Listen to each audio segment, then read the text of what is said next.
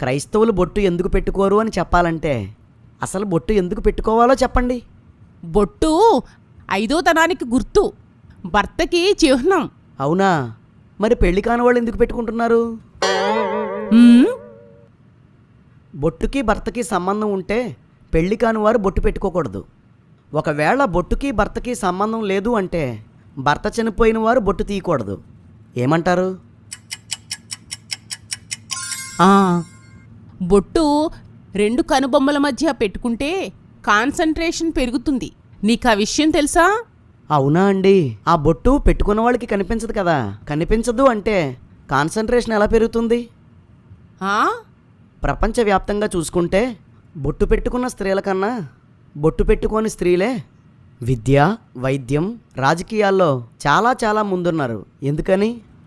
ఎందుకంటే మరి ఆ,